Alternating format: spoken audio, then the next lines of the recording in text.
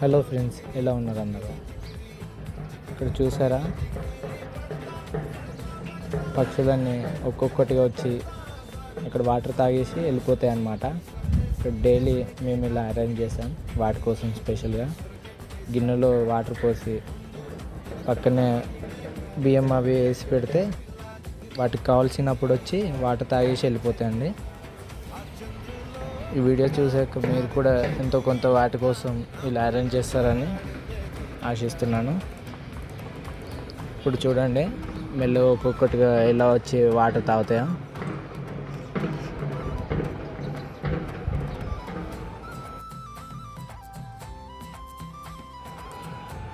Thank you for watching. Please do subscribe for more videos.